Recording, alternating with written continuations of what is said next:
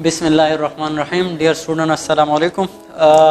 Today we are going to start a new chapter, that is chapter number 17, nervous coordination. So, beta, first of all, I will define word coordination. What is coordination? The cooperative work of cell, tissue, organ to perform a particular function is called coordination. Simple. The cooperative work of cell, tissue and organ to perform a particular function is called what? Coordination. फिर coordination हमारे पास दो किस्म का होगा. एक को हम कहते हैं nervous coordination, एक है nervous coordination और दूसरा है chemical coordination.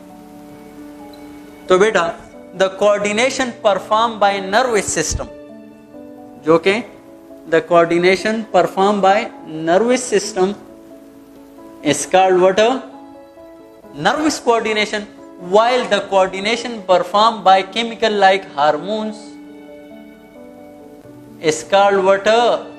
Chemical coordination. अच्छा, हार्मोन्स पर फर्दर इंशाल्लाह इसके बाद नेक्स्ट चैप्टर होगा केमिकल कोऑर्डिनेशन, उसमें हम बात करेंगे. And nervous coordination, chemical coordination, इनमें फास्ट कौन सा होगा? तो ये फास्ट है, सही है, और ये स्लो है, सही है. This is fast and this is what? Slow. Clear हो गया? अच्छा बेटा, तो आज जो हमारा टॉपिक है that is about nervous coordination. हम पढ़ेंगे किसके ऊपर? नर्वस कोऑर्डिनेशन के बारे में. ओके बेटा, नर्वस कोऑर्डिनेशन क्या है? तो नर्वस कोऑर्डिनेशन में आपने याद रखना है, नर्वस कोऑर्डिनेशन में हम पढ़ेंगे क्या? पूरा नर्वस सिस्टम हम पढ़ेंगे. और नर्वस सिस्टम का सिंपली बेटा अगर आपको बता दूं तो जनरली बस सिर्फ फिर इस हर एक को फर्दर मैं एक्सप्लेन करूंगा. नर्वस सिस्टम में हमारे पास central nervous system, peripheral nervous system आ जाता है. फिर सेंट्रल नर्वस सिस्टम में ब्रेन और स्पाइनल कार्ड आ जाता है. फिर पेरिफेरल नर्वस सिस्टम में हमारे पास क्रेनियल नर्व और स्पाइनल नर्व आ जाते हैं. फिर क्रेनियल नर्व में हमारे पास 12 पेयर ऑफ क्रेनियल नर्व आ जाते हैं, जो कि olfactory, optic, ocular, tragular, trigeminal, abduction, facial, vestibular, cochlear, glossopharyngeal, vagus accessory, hypoglossal nerve, जैसे खुलासा बता रहा हूँ. और इसी तरह स्पाइनल नर्व 31 पेयर, फिर उसमें हमारे पास 8 सर्विकल, 12 thoracic, 5 लंबर और इसी तरह 1 कोकीजियल, ये सारे आ जाते हैं. ये क्या है बेटा? स्पाइनल नर्व है. सो ये सारा जो नर्वस सिस्टम का क्या था? खुलासा था. अच्छा बेटा, नर्वस कोऑर्डिनेशन, जब कोऑर्डिनेशन हम पढ़ेंगे तो कोऑर्डिनेशन के 3 मेन कंपोनेंट हैं. एक है हमारे पास रिसेप्टर. क्या है? रिसेप्टर. दूसरा है हमारे पास इंटीग्रेटर या प्रोसेसिंग यूनिट. और थर्ड वन है हमारे पास क्या? इफेक्टर, जहां पे इफेक्टर शो होता है. तो रिसेप्टर पहले इसको हम डिफाइन करेंगे. रिसेप्टर सबसे पहले, इससे पहले चैप्टर में भी रिसेप्टर के बारे में बात हुई थी. तो बेटा, anything which detects stimulus is called receptor. क्या है? Anything which detects stimulus. Stimulus is called what? Receptor. अच्छा, what is stimulus? तो any change in environmental change को हम क्या कहेंगे? Any change in environment is called what? Stimulus. वो external environment भी, वो इंटरनल एनवायरनमेंट, किसी भी सेल के इर्द गिर्द एनवायरनमेंट, ऑर्गेनिज्म के इर्द गिर्द एनवायरनमेंट जो भी हो, वो जब चेंज होगा तो change in environment is called stimulus. और स्टिमुलस को डिटेक्ट करने के लिए जो ऑर्गन होता है, सेल होता है या पार्ट होता है सेल का, या कोई एंडिंग न्यूरॉन्स की होती है, उसको हम क्या कहेंगे? रिसेप्टर कहेंगे. क्लियर हो गया? अच्छा, फिर रिसेप्टर को अगर देखा जाए, इसकी फर्दर क्लासिफिकेशन है. उसमें से एक है हमारे पास फोटो रिसेप्टर. क्या बेटा? Photo receptor. तो फोटो रिसेप्टर ये क्या है बेटा? तो आई हमारे पास असल में फोटो रिसेप्टर है, लेकिन आई में भी फिर क्या होते हैं? रॉड्स एंड कोन्स जो सेल्स होते हैं, they are what? Actually photoreceptor. सही. तो बेटा, फोटो रिसेप्टर जो है हमारे पास क्या है? आई में जो रॉड्स और कोन सेल्स होते हैं, they act as a photoreceptor. And photoreceptor detect what? Light. ये लाइट स्टिमुलस को जो है वो क्या करते हैं? डिटेक्ट करते हैं. तो इनमें से जो सबसे पहला हमने पढ़ा that is about what? Photo receptor. Photo receptor simple है, आई है और आई में फिर रेटिना, रेटिना में फिर रॉड्स और कोन्स होते हैं जो कि लाइट को क्या करते हैं, डिटेक्ट करते हैं। अच्छा बेटा, दूसरा हमारे पास है कीमो रिसेप्टर। कीमो रिसेप्टर, तो कीमो रिसेप्टर जो क्या करेंगे, डिटेक्ट करेंगे केमिकल आयंस मॉलिक्यूल वगैरह, तो उसको हम क्या कहेंगे, कीमो रिसेप्टर कहेंगे। फिर कीमो रिसेप्टर के दो एग्जांपल आपने याद रखने, एक है नोज, वो भी कीमो रिसेप्टर है, और एक है टंग, वो भी हमारे पास क्या है, कीमो रिसेप्टर है। तो बेटा नोज और टंग दोनों क्या है, कीमो रिसेप्टर है। अच्छा, अब ये नोज जो है ये क्या करता है, तो बेटा हम कहते हैं स्मेलिंग, लेकिन आपने स्मेलिंग का लफ्ज नहीं, ओल्फेक्शन, बायो के लिहाज से आपने ओल्फेक्शन, ये ओल्फेक्शन करता है। और मतलब यहाँ पे ओल्फैक्टरी रिसेप्टर्स होते हैं, क्या होते हैं, तो अगर नोज को देखा जाए, नोज में यहाँ पे नर्व आ जाते हैं। लेट सपोज ये है हमारे पास क्या, न्यूरॉन, और न्यूरॉन के यहाँ पे एंडिंग में यहाँ पे सीलियाज होते हैं, और these cilias act as a olfactory receptor, और इनमें हमारे पास इन सीलिया में अप टू 1000 डिफरेंट रिसेप्टर्स होते हैं, अबाउट 1000 डिफरेंट रिसेप्टर होते हैं जो कि क्या करते हैं, स्टिमुलस को डिटेक्ट करते हैं, स्मेल जो स्टिमुलस होता है उसको डिटेक्ट करते हैं। क्लियर हो गया बेटा। और ये जो सीलिया होते हैं ये इसके म्यूकोजल मेम्ब्रेन में हमारे पास होते हैं, जो कि अप टू 1000 डिफरेंट स्मेल जो है उसको डिटेक्ट करता है। अच्छा बेटा, फिर टंग के बारे में अगर आ जाए, तो टंग का काम क्या है बेटा, तो टंग जो है हमारे पास क्या करता है, ये क्या करता है, टेस्टिंग, लेकिन टेस्टिंग नहीं कहेंगे, क्या, गस्टेशन कहेंगे, गस्टेशन, बायो लिहाज से गस्टेशन। तो बेटा लफ्ज आ गया गस्टेशन, गस्टेशन। तो चलो एमसीक्यूज, हाँ, which of the following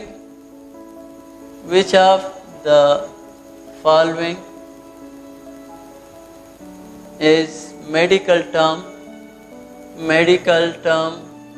used for testing? Testing किसके जरिए, टंग के जरिए। या अगर मैं कहूं simple, function of tongue, function of tongue क्या है हमारे पास, फंक्शन ऑफ टंग, ए गस्टेशन, शाबाश, दूसरा गेस्टेशन, सी ग्यूटेशन, और डी आल। तो अब यहाँ पे कितने लफ्ज आए, गस्टेशन, गेस्टेशन, ग्यूटेशन। तो इसको मैं एक्सप्लेन, तो यहाँ पे फंक्शन क्या है, गस्टेशन है, लेकिन ये बाकी सारे क्या किस्से हैं ये आपको बता दूं बेटा। तो बेटा अब अगर आ जाए गस्टेशन, गेस्टेशन और ग्यूटेशन, ये क्या किस्सा है, तो बेटा गस्टेशन तो आपको पता लग गया किसको कहते हैं, टेस्टिंग को। और अगर आ जाए गेस्टेशन, तो गेस्टेशन कहते हैं प्रेगनेंसी को, प्रेगनेंसी को हम गेस्टेशन भी कहते हैं। और अगर आ जाए ग्यूटेशन, तो बेटा ग्यूटेशन क्या है, ये हमारे पास लीव है, क्या है, लीव। तो लीव में ये जो मर्जन्स है इसको हम हाइड्रोटोड्स कहते हैं, और हाइड्रोटोड्स के जरिए भी जब वाटर रिमूवल होगा, this process is called what, guttation. सुबह के वक्त आप देख लेते हो पत्ते के टिप पर एक क्या होता है, जिसको हम क्या कहते हैं, ड्यू। तो वो ड्यू जो है, वो जो वाटर का कतरा होता है, ये किसके प्रोसेस के जरिए, ग्यूटेशन के प्रोसेस के जरिए हाइड्रोटोड से निकलता है, and this is called what, guttation. Clear हो गया बेटा। तो गस्टेशन, ग्यूटेशन और ये सारा। अच्छा बेटा, फिर अगर टंग को देखा जाए, तो टंग में हमारे पास डिफरेंट फोल्ड्स वगैरह है, जिसको हम क्या कहते हैं, पेपिली कहते हैं, पेपिली। टंग को अगर देखा जाए, इसमें डिफरेंट इस तरह फोल्ड्स आपको वेलीज एंड रिजेस नजर आएंगे, जिसको हम क्या कहते हैं, पेपिली। फिर जो पेपिली होते हैं इसमें टेस्ट रिसेप्टर होते हैं, और ये हमारे पास 4 किस्म के होते हैं। एक को हम कहते हैं फंजीफार्म, फंजीफार्म, एक को हम फंजीफार्म फेलीफार्म, दूसरे को हम कहते हैं फेलीफार्म, और तीसरा है हमारे पास सर्कमोविलेट, सर्कमोविलेट, और चौथा है हमारे पास फोलिएट। क्लियर। तो फंजीफार्म, फेलीफार्म, सर्कमोविलेट, folate, these are different papillae which are present on what, tongue। अच्छा बेटा, अब इसमें याद रखना है फंजीफार्म अगर आ जाए which of the following papillae is cone shape, कौन सा जो है वो कोन शेप है। तो कोन शेप हमारे पास कौन सा होता है, तो याद रखना कोन शेप हमारे पास कौन सा होता है, फिलीफॉर्म होता है। फिलीफॉर्म के एमसीक्यूज पॉइंट ऑफ व्यू से अब आपने याद रखना है, फिलीफॉर्म हमारे पास क्या है, ये कोन शेप है। अच्छा बेटा, अगर आ जाए कौन सा हमारे पास जो है वो मशरूम शेप है, मशरूम शेप है। ये शेप के बारे में अगर आ जाए तो इनमें से जो मशरूम शेप है वो कौन सा है, फंजीफॉर्म। नाम ही से जाहिर है कौन सा, फंजीफॉर्म जो है वो क्या है, मशरूम शेप है। इसी तरह अगर आ जाए फ्लैट माउंट शेप कौन सा है, फ्लैट माउंट शेप कौन सा है, तो बेटा आपको याद होना चाहिए कौन सा है हमारे पास, सर्कमओवलेट या फोलिएट। तो बेटा याद रखना सर्कमओवलेट हमारे पास क्या है, सर्कमओवलेट जो है वो नहीं बल्कि जो दूसरा है फोलिएट और सर्कमफोलिएट, सॉरी हाँ। तो बेटा याद रखना जब आ जाए मशरूम शेप तो फंजीफॉर्म, अगर आ जाए फिलीफॉर्म तो ये कोन शेप, और सर्कमओवलेट ये हमारे पास क्या है, ये हमारे पास है फ्लैट माउंट शेप, सर्कमओवलेट। क्लियर, तो सर्कमओवलेट हमारे पास क्या है, ये फ्लैट माउंट शेप है। क्लियर हो गया। अच्छा बेटा, फिर अगर आ जाए तो ये जो फंजीफॉर्म होते हैं इनमें से कौन सा टेस्ट ब्लाइंड है, तो बेटा यहाँ पे कोई टेस्ट रिसेप्टर नहीं होता, टेस्ट ब्लाइंड है। ये क्या है, और it is present all over the surface of the, it is present all over the surface of the what, the tongue. सही है बेटा। तो बेटा ये टेस्ट ब्लाइंड होता है, ये all over the surface of the क्या होता है, प्रेजेंट होता है all over the surface of the tongue. तो अगर आ जाए which of the following papillae is taste blind, तो कौन सा होगा, फिलीफॉर्म होगा। तो फिलीफॉर्म के बारे में चंद बातें आपने याद रखनी है, ये कोन शेप है, present all over the tongue and they are taste blind, और बाकी क्या होते हैं उसमें टेस्ट रिसेप्टर मौजूद होते हैं, दे डिटेक्ट टेस्ट। अच्छा बेटा, this is all about what, tongue या कीमो रिसेप्टर। नेक्स्ट जो है वो बात करेंगे किसके ऊपर, तो बेटा नेक्स्ट हमारे पास फर्स्ट था फोटो रिसेप्टर, फिर कीमो रिसेप्टर, थर्ड है मैकेनो रिसेप्टर। मैकेनो रिसेप्टर, तो मैकेनो रिसेप्टर जो है एक्सेलरेशन, प्रेशर वगैरह जो डिटेक्ट करते हैं उसको हम क्या कहते हैं, मैकेनो रिसेप्टर। और मैकेनो रिसेप्टर फिर याद रखना, एक है हमारे पास प्रेशर के लिए, तो प्रेशर के लिए उसको हम कहते हैं पेसिनियन कार्पसल। सही, तो ये डिटेक्ट व्हाट, प्रेशर, ये प्रेशर डिटेक्ट करते हैं। और ये किस में होते हैं, तो बेटा ये स्किन में होते हैं। क्लियर, स्किन में होते हैं और डिटेक्ट प्रेशर। दूसरा हमारे पास मैकेनो रिसेप्टर कहाँ पे होता है, तो बेटा mechanoreceptor are also present in, तो मैकेनो रिसेप्टर हमारे पास मौजूद होते हैं। दूसरा कौन सा है, तो दूसरा हमारे पास है पेसिनियन रिसेप्टर, और इसी तरह प्रेशर के लिए एक और आपको बताऊं, बेरो रिसेप्टर, बेरो रिसेप्टर।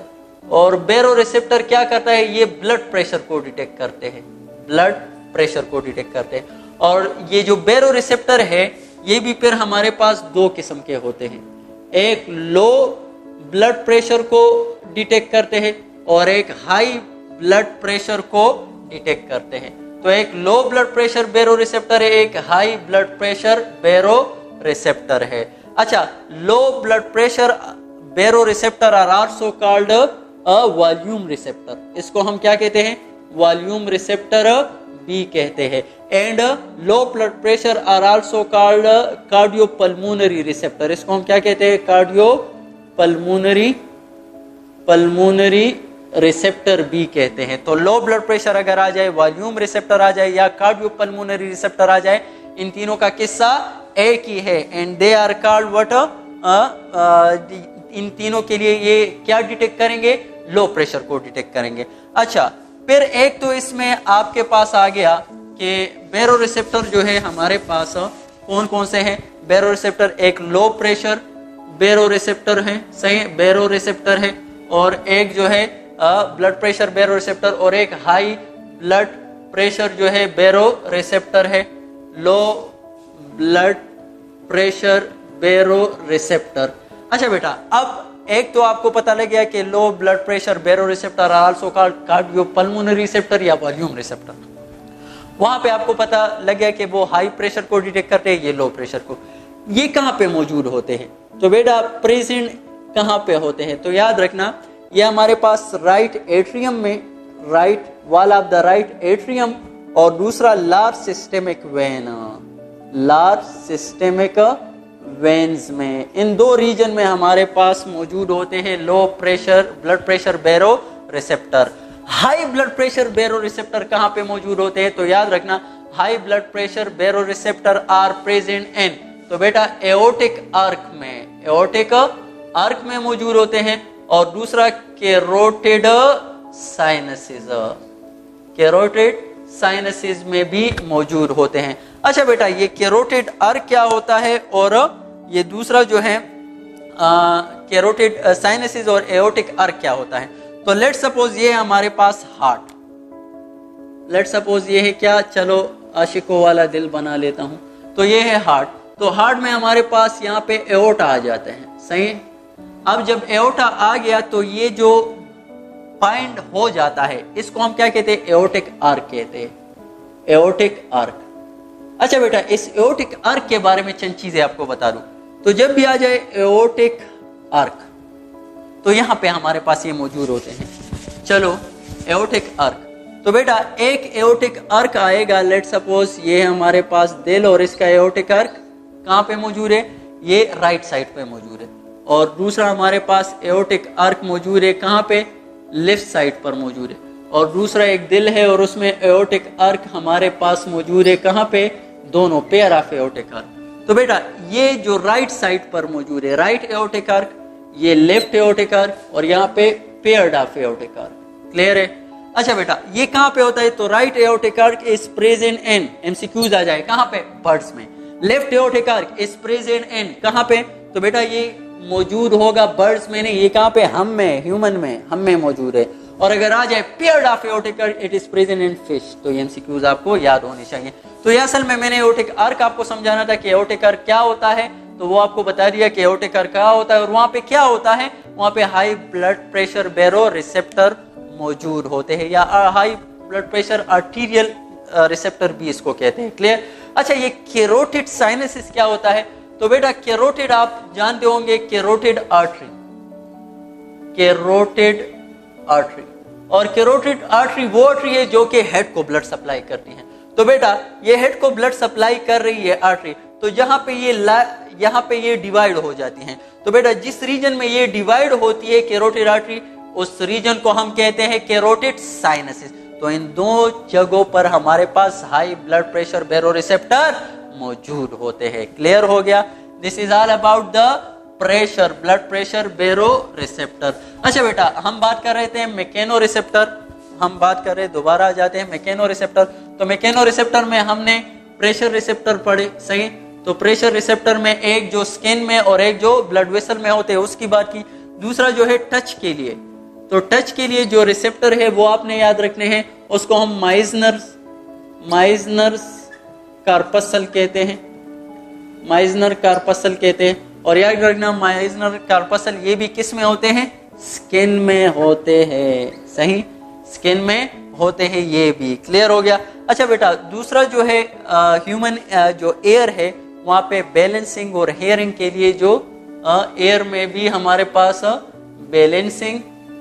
बैलेंसिंग और हेयरिंग के लिए जो रिसेप्टर है वो भी कौन से हैं? Mechanoreceptor. तो एमसीक्यूज आ सकता है which of the following are not mechanoreceptor. तो चलो मैं आपको एमसीक्यूज लिखवा दूं, which of the following are not, कौन सा, चलो बस मैंने बता दिया which of the following are not, कौन से? Mechanoreceptor.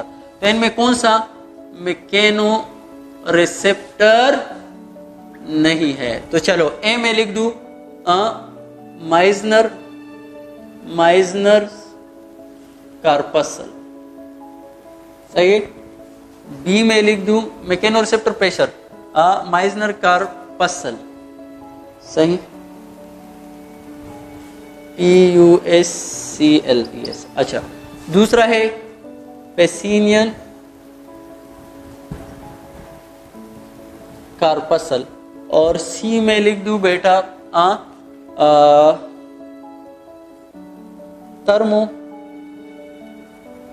थर्मो रिसेप्टर, और डी में लिख दूं नोसिसेप्टर।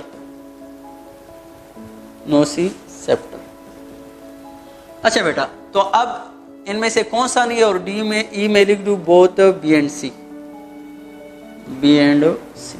तो इसमें कौन सा नहीं है, तो माइजनर और पेसिनी ये दोनों मैकेनो रिसेप्टर हैं, और नोसिसेप्टर और दूसरा थर्मो रिसेप्टर ये हमारे पास मैकेनो नहीं है। थर्मो रिसेप्टर जो है ये किसके लिए है, टेम्परेचर के लिए है ये, और ये किस में, स्किन में। तो ये एक और नोसिसेप्टर जो है ये पेन के लिए है, और ये भी स्किन एंड दूसरा हालो ऑर्गन, विस्क्रल ऑर्गन है, कहीं पे भी ये हमारे पास मौजूद होते हैं। क्लियर है बेटा? अच्छा बेटा, तो these are different word mechanoreceptor. Thermoreceptor के बारे में बात की कि वो कौन से होते हैं। थर्मो रिसेप्टर जो है हमारे पास किसके लिए होते हैं, वो होते हैं टेम्परेचर को डिटेक्ट करने के लिए। और नोसिसेप्टर जो है उसको जरा आगे लेकर जाते हैं, नोसिसेप्टर। तो नोसिसेप्टर क्या करेंगे, काम इसका नोसिसेप्शन करेंगे, और ये कहते हैं किसको, पेन को। सही, नोसिसेप्शन किसको कहते हैं, पेन। अच्छा, नोसिसेप्टर जो है इसके बारे में याद रखना, मोस्ट एबंडेंट एंड स्किन में ये सबसे ज्यादा होते हैं। कहाँ पे, तो बेटा अगर 1 सेंटीमीटर स्क्वायर लिया जाए स्किन का, तो उनमें हमारे पास 200 पेन रिसेप्टर होंगे। ये अक्सर एमसीक्यूज में आ जाता है, उसमें 200 हमारे पास क्या होंगे, पेन रिसेप्टर होंगे। सही है। और दूसरा जो 200 उसमें हमारे पास 15 जो है, और 6 और 1। तो बेटा 200 हमारे पास क्या है, पेन रिसेप्टर है, और इसी तरह पेन के अलावा जो है 15 रिसेप्टर फॉर प्रेशर होंगे। 15 रिसेप्टर किसके लिए, प्रेशर के लिए, और इसी तरह 6 रिसेप्टर जो है वो कोल्ड के लिए, और 1 रिसेप्टर जो है वो वार्मनेस के लिए है। तो बेटा 1 सेंटीमीटर स्क्वायर ऑफ स्किन अगर लिया जाए तो इसमें सबसे ज्यादा कौन से हैं, 200 पेन रिसेप्टर है, 15 प्रेशर है, 6 कोल्ड के लिए, और 1 वार्मनेस के लिए हमारे पास डिफरेंट रिसेप्टर मौजूद होते हैं। क्लियर हो गया बेटा? अच्छा बेटा, तो ये था दूसरी एक चीज जो आपने याद रखनी है। टच के बारे में अगर आपको बता दूं, तो बेटा टच जो रिसेप्टर होता है, तो मैंने कहा इसके लिए रिसेप्टर कौन सा है, पेसिनियन है।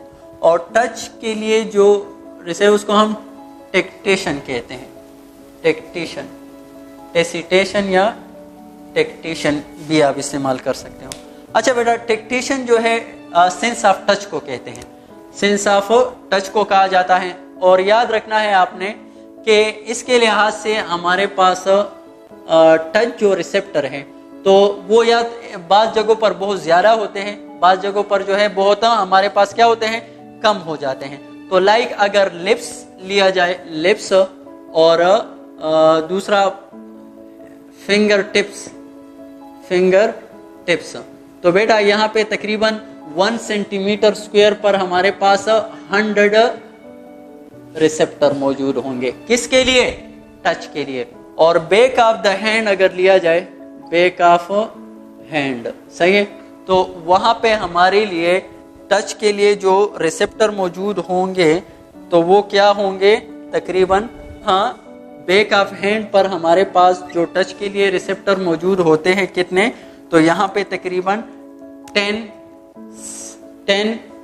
रिसेप्टर मौजूद होंगे पर सेंटीमीटर स्क्वायर। तो यहाँ पे 10 रिसेप्टर। तो बैक ऑफ द हैंड में फ्यू होते हैं, जबकि लिप्स और इसी तरह फिंगर टिप में हमारे पास मेनी हो जाते हैं, 100 रिसेप्टर पर सेंटीमीटर स्क्वायर। अच्छा बेटा, दूसरा एक टर्म आएगा, एक है टेक्टाइल एनेस्थीसिया। टेक्टाइल एनेस्थीसिया, सही है, ये क्या होता है। और दूसरा है पैरासिटीजिया। अच्छा, दोनों क्या है, तो टेक्टाइल एनेस्थीसिया जब आ जाए टेसिटेशन के लिहाज से, loss of ability to touch to touch is called what? Tactile anaesthesia. और पैरासिटीजिया क्या होता है? तो ये आपने याद रखना है, नमनेस, टिंगलिंग या प्रिकिंग, सही है, नमनेस, टिंगलिंग या pricking and the skin is called what? Paraesthesia, और it is due to damage to the neuron as well, सही है।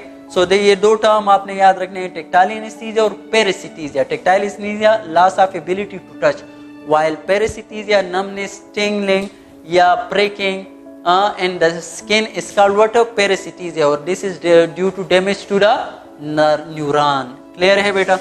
अच्छा बेटा, this is all about the receptor. This is all about the different receptor I teach you.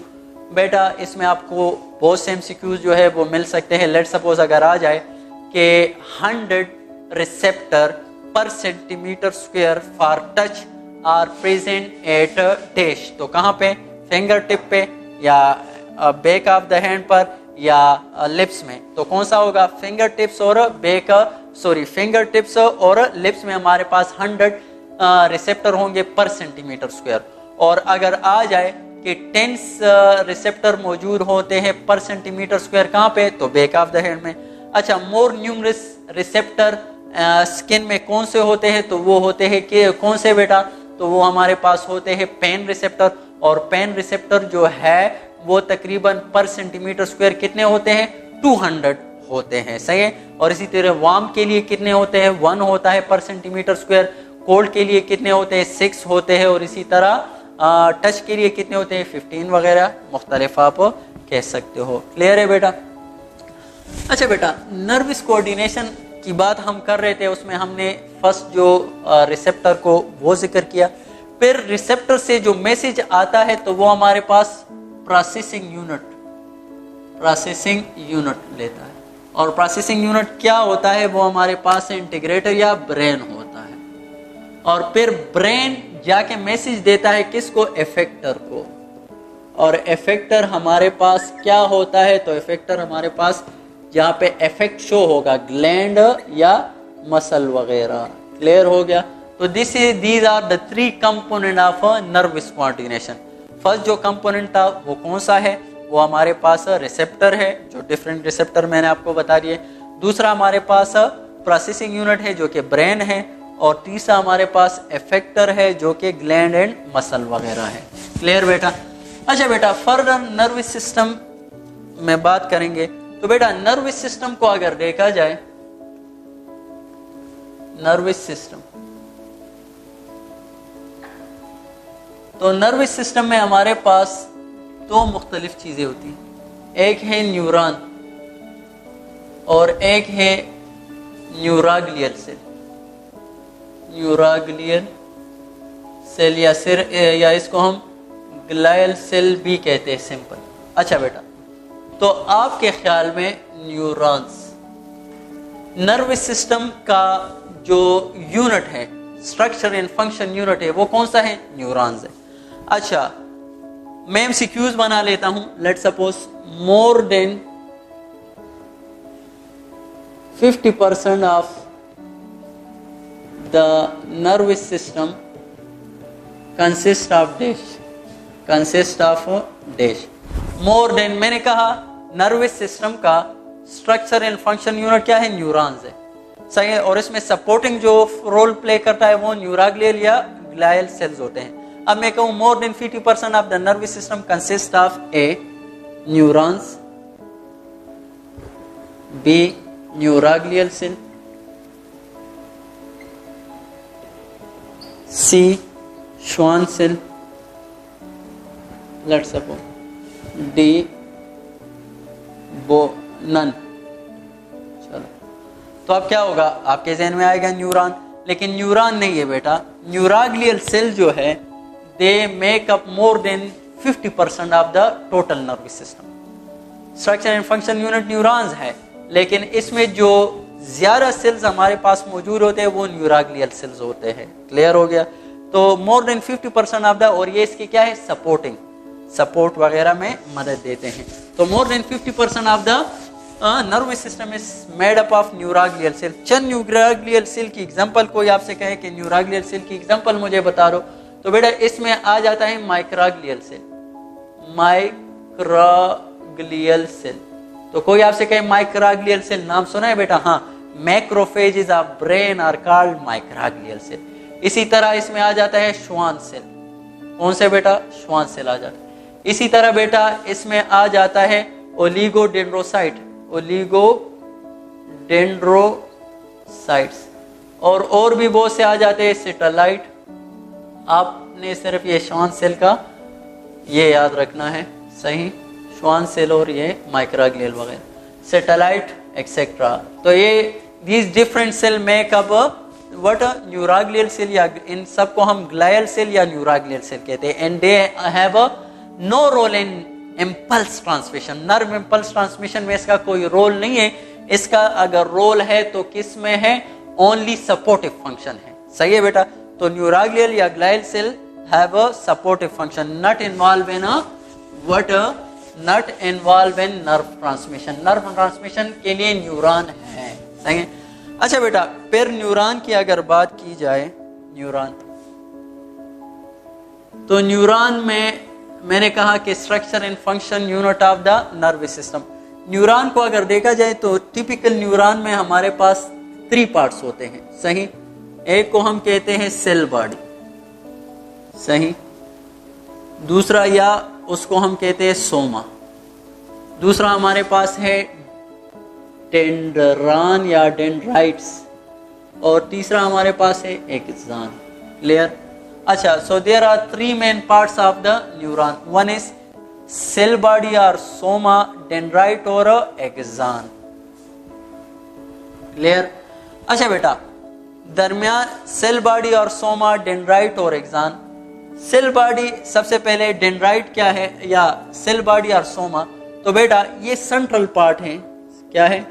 Central part of the, not हर जगह पर नहीं, generally कह रहे हो, central part of the neuron है। सही है?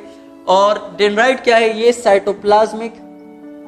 साइटोप्लाज्मिक एक्सटेंशन है, एक्सटेंशन और या शॉर्ट प्रोसेस है, शॉर्ट प्रोसेस है जो कि एराइज होते हैं कहां से? देखिए सही हुआ जवाब। हाँ, साइटोप्लाज्मिक एक्सटेंशन और शॉर्ट प्रोसेस है एराइज फ्रॉम सेल बॉडी, जो कि सेल बॉडी से क्या होते हैं? एराइज होते हैं। और एक्सॉन जो है ये क्या है? लॉन्ग प्रोसेस है। ये हमारे पास ये भी सेल बॉडी से एराइज होता है, लेकिन क्या है? लॉन्ग प्रोसेस है। तो चलो, अगर स्ट्रक्चर इसका डिफरेंट, चलो मैं आपको फिर इसके फंक्शन और पहले स्ट्रक्चर अगर वाज़ेह कर दे तो फिर आसान हो जाएगा। अच्छा बेटा, तो इसके लिहाज से चलो लेट्स सपोज ये हमारे पास टिपिकल क्या है? This is a neuron. Clear? तो न्यूरॉन में यहाँ पे शॉर्ट प्रोसेसेस है, और इन शॉर्ट प्रोसेस को हम क्या कहते हैं? इन शॉर्ट प्रोसेस को हम डेंड्राइट कहते हैं, मैनी। और यहाँ पे एक लॉन्ग प्रोसेस है, और इस लॉन्ग प्रोसेस को हम क्या कहते हैं? एक्सॉन। तो ये सेल बॉडी है वो सिंगल न्यूक्लियस, और ये क्या है? एक्सॉन है, और ये हमारे पास क्या है? डेंड्राइट है। अच्छा बेटा, एक्सॉन और डेंड्रॉन में क्या फर्क है? यहाँ पे मैं एक्सॉन और यहाँ पे डेंड्राइट्स या डेंड्रॉन। अच्छा बेटा, दोनों में आपको जनरली फर्क बता दूं, तो बेटा एक्सॉन या डेंड्रॉन या डेंड्राइट्स। सही? अच्छा बेटा, एक्सॉन जो है 1 लॉन्ग प्रोसेस, या ये हमारे पास एक्सॉन जो है हमेशा कितने होंगे? 1। हाँ, 1 लॉन्ग प्रोसेस। सही? और इसमें 1 to many short processes. Clear? ये एक भी हो सकता है, एक से ज्यादा भी हो सकते हैं, कोई भी नहीं हो सकता। अच्छा, दूसरा बेटा, एक्सॉन जो है अगर देखा जाए तो एक्सॉन जो क्या करता है? ये मैसेज क्या करता है? Take away message from cell body, cell body से ये मैसेज लेकर जाता है और ये क्या करता है, ब्रिंग मैसेज टूवर्ड्स शाबाश सेल बॉडी, ये सेल बॉडी के तरफ मैसेज लेकर आता है। क्लियर हो गया। अच्छा, ये वन लॉन्ग प्रोसेस है, वो one two many short process हो सकते हैं। टेक अवे मैसेज, अच्छा ये क्या होता है, माइलिनेटेड और नॉन माइलिनेटेड, माइलिनेटेड भी हो सकता है और नॉन माइलिनेटेड भी हो सकता है। और ये जो है सारे के सारे क्या होंगे, नॉन माइलिनेटेड होंगे। क्लियर हो गया। ये क्या होंगे, सारे के सारे नॉन माइलिनेटेड होंगे। समझ आ रही है। सो बेटा डेंड्राइट जो है मैसेज लेकर आते हैं सेल बॉडी को, सेल बॉडी में पेयर प्रोसेस होता है, वो दे देते हैं एक्सान को, एक्सान वापस, एक्सान एक शॉर्ट प्रोसेस है हमारे पास। क्लियर हो गया। This is the difference between what, axon and dendrite. अच्छा बेटा, फिर एक्सान और मैं फर्दर आपको बातें बता दूं बेटा।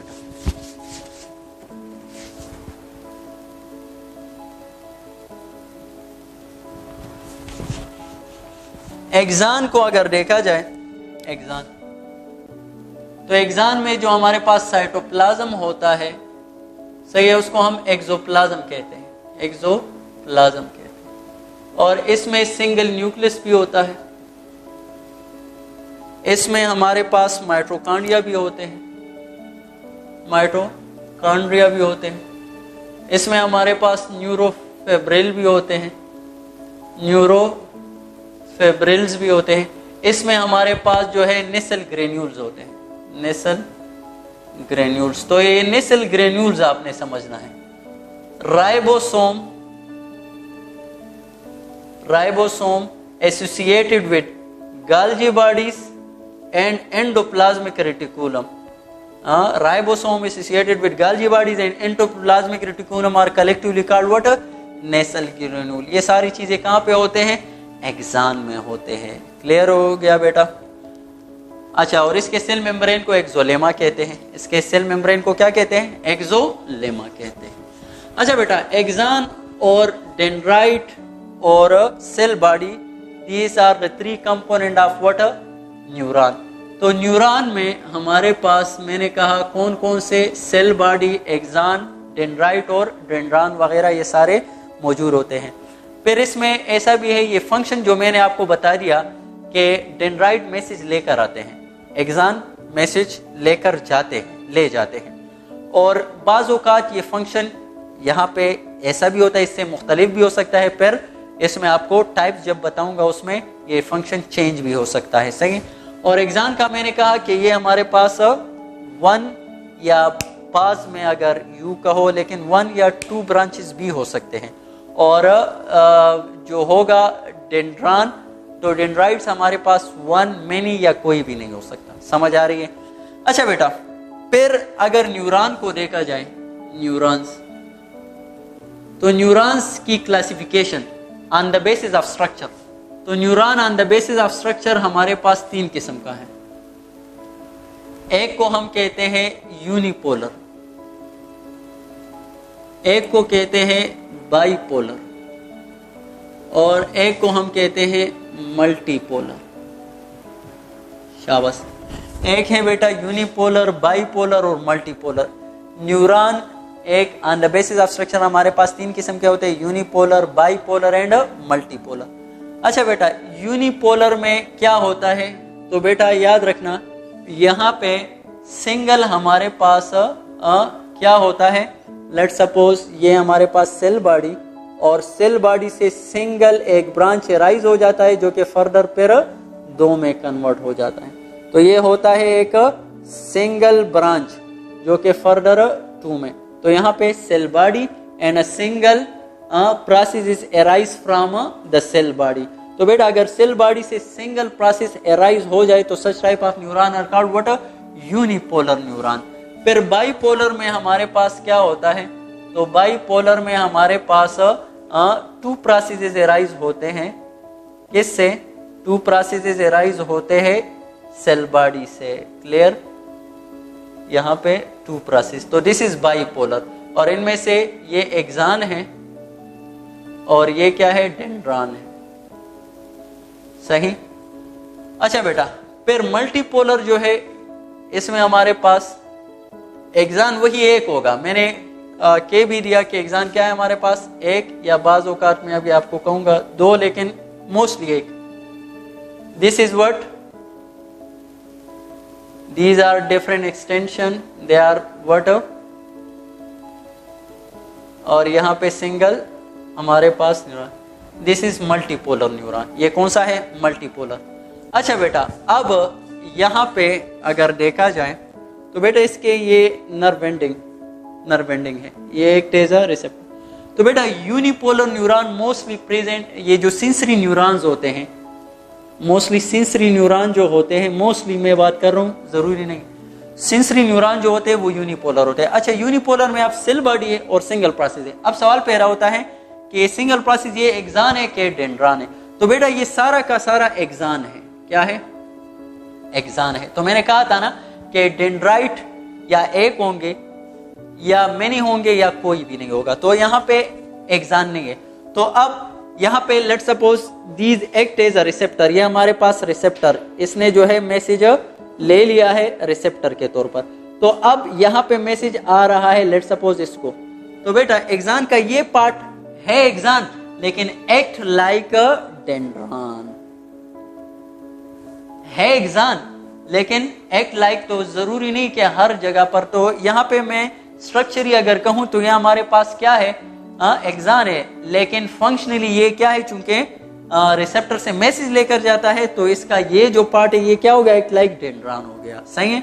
और इसी तरह यहाँ पे मैसेज आ गया, यहाँ पे रिसीव हो गया और फिर दोबारा यहाँ पे जाता है, तो अब ये सेल बॉडी से मैसेज लेकर जा रहा है। तो अब ये जो पार्ट है ये हमारे पास फंक्शनली और स्ट्रक्चरली दोनों क्या होगा, एक्सान होगा। समझ आ रही है, क्लियर है बेटा। अच्छा बेटा, अब यहाँ पे मैसेज ये लेकर आ रहा है इसकी तरफ, तो ये डेंड्रॉन हो गया और ये लेकर जा रहे हैं, तो ये तो सिंपल है, एक्सान हो गया, क्लियर हो गया।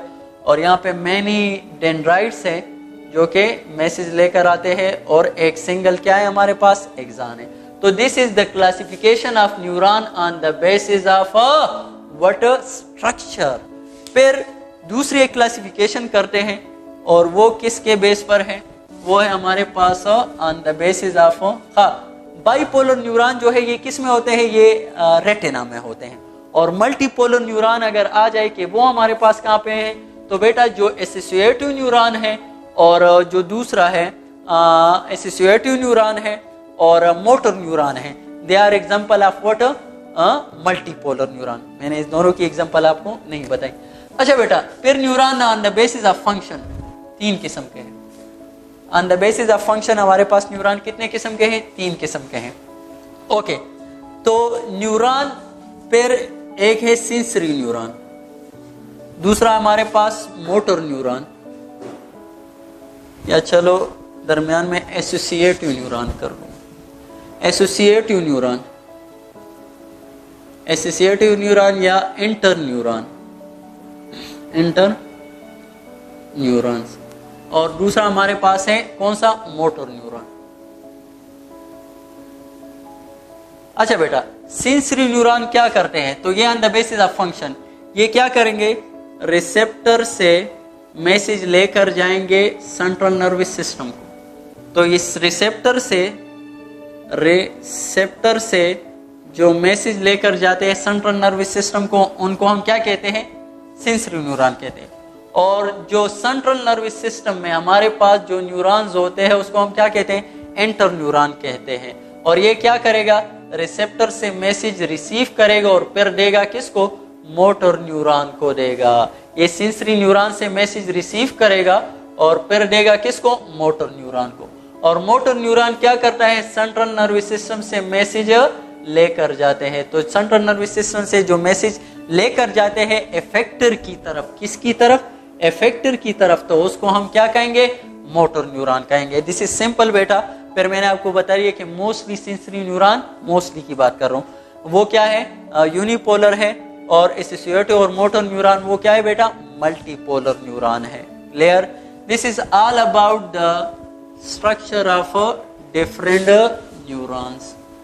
ओके बेटा, फिर नेक्स्ट लेक्चर में इंशाल्लाह हम बात करेंगे नर्व इम्पल्स और फिर ट्रांसमिशन ऑफ नर्व इम्पल्स कैसे होता है, वो सारा मैकेनिज्म इंशाल्लाह पढ़ेंगे। Thank you so much.